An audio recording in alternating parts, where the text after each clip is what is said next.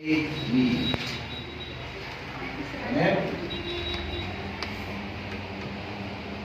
فاصلة ميم س عمودي على ألف ب. فاصلة صاد بتنصب ألف ب. فاصلة ميم س بتساوي ميم صاد.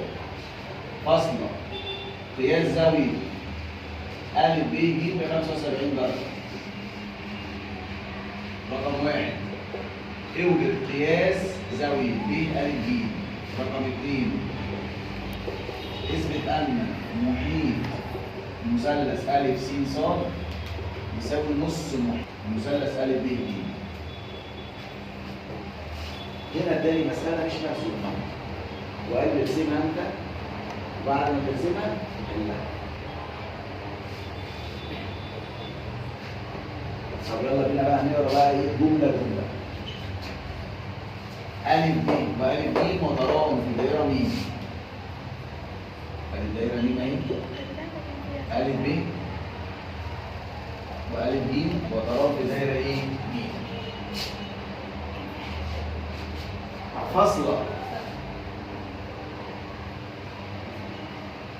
فاصلة وهيقول جملة ايه؟ جديدة. ميم س عمودي على ألف ايه؟ ب.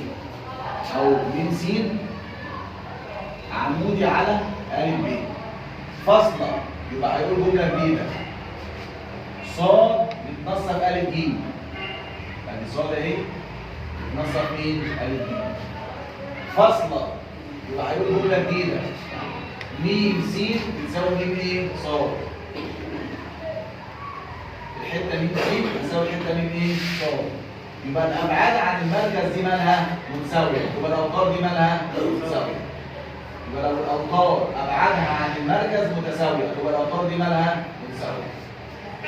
قياس زاويه أ ب ج ب 75. الزاويه دي 75. اوجد قياس زاويه ب أ ج.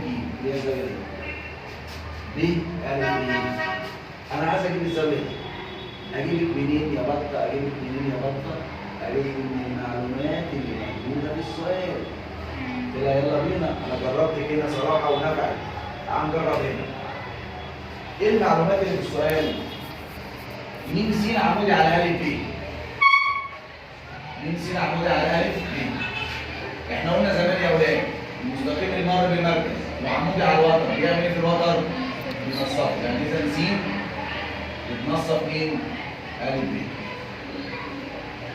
معلومة تانية ايه؟ صاد بتنصف أ ج.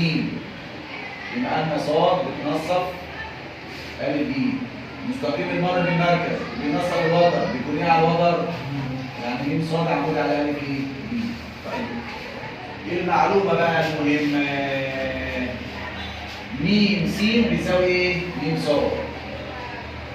طب يا اولاد لو الابعاد عن المركز متساويه تبقى الاوتار مالها؟ متساويه. يبقى الوتر أ ب يساوي الوتر أ ب. يبقى لو الاوتار دي ابعادها عن المركز متساويه تبقى الاوتار دي مالها؟ متساويه. الاوتار دي مالها؟ عارف يعني ايه الاوتار متساويه؟ يعني المثلث الكبير الاهبل ده متساوي الايه؟ الساقين. متساوي ايه؟ الساقين. يعني زوايا القاعده دي مالها؟ قد بعض. ده ب 75 وده بكام؟ 75. طب لما تجيب 75 تجيب 75 عايز اجيب زاويه ألف. حجمها 75 زائد 75 الرقم من هنا دي بس خلاص جبنا المطلوب الاولاني. جبته منين؟ من المعلومات اللي في السؤال. ميم س عمودي على الوتر مستقيم المر بالمركز وعمودي على الوتر بيعمل ايه في الوتر؟ بينصفه. طيب صاد بتنصف أ ج مستقيم المر بالمركز بينصف الوتر بيكون ايه على الوتر؟ عمودي. قال لي المعلومه بقى اللي في الكون. البعد م س بيساوي البعد م ص. الابعاد عن المركز دي متساويه تبقى الاوتار دي مالها؟ متساويه. يعني زوايا القاعده دي مالها؟ متساويه. يعني زاويه القاعده ب هتساوي زاويه القاعده ايه؟ ج. هتساوي كام درجه؟ 75. بس انا يا مستر مش عايز ب ولا ج، ده انا عايز اجيب زاويه ايه؟ أ. عادي خالص. عايز تجيب زاويه أ؟ يلا نجيب زاويه أ. هي زوايا المثلث الثلاثه بكام؟ 180 صح؟ زوايا المثلث بكام؟ 180. لو عندك واحدة ب 75 والثانية ب 75 تعرف تجيب الثالثة؟ بالمثلث أ ب الكبير. قياس زاوية ب أ ج هتساوي زوايا المثلث كلها ب 180. هجمع 75 زائد 75 واطرحهم ب 180 تطلع بكام؟ ده كده المطلوب الايه؟ الاولاني. حبيبتي ركزي معايا.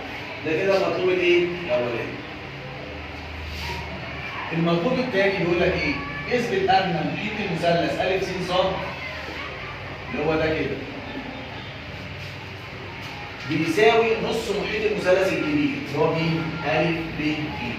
عايز اثبت ان محيط المثلث الصغير الازرق ده نص محيط المثلث الايه؟ الكبير. ازاي بقى ده؟ بص يا سيدي، مش انت عندك س دي بتنصف ا ب؟ س دي بتنصف مين؟ ا ب. عارف ده معناه ايه؟ ان الضلع ا س نص الضلع مين؟ ا ب. ا س هيساوي نص مين؟ ا ب. زيها الناحيه الثانيه ا ب. الناحيه الثانيه مش عندك ص بتنصف ا ج؟ ص بتنصف ا ايه؟ ج. يبقى الحته ا ص دي هتساوي مين؟ نص الضلع ا ج. مره كمان للسرحان. عندك د بتنصف ا، عندك س بتنصف مين؟ ا ب. عارف ده معناه ايه؟ معناه ان ا س هتساوي نص مين؟ ا ب. طب الناحيه الثانيه زيها بالظبط. عندك ص بتنصف ا ج، يبقى ده معناه ايه؟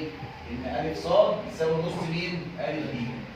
اخدنا في سنه اولى اعدادي لو عندك س دي منتصف وص دي منتصف، القطعه المستقيمه المرسومه بين منتصفين بتعمل حاجتين، بتوازي الضلع الثالث وطولها بيساوي نص الضلع الثالث اللي هو مين؟ ب ج. يبقى س ص يا اولاد هتساوي نص مين؟ ب ج. وأ س بتساوي نص مين؟ أ ب. وأ ص بتساوي نص مين؟ أ ج. يبقى ده معناه ايه؟ ان محيط المثلث الصغير هيساوي نص محيط المثلث الايه؟ الكبير. هو المطلوب ايه؟ تمام؟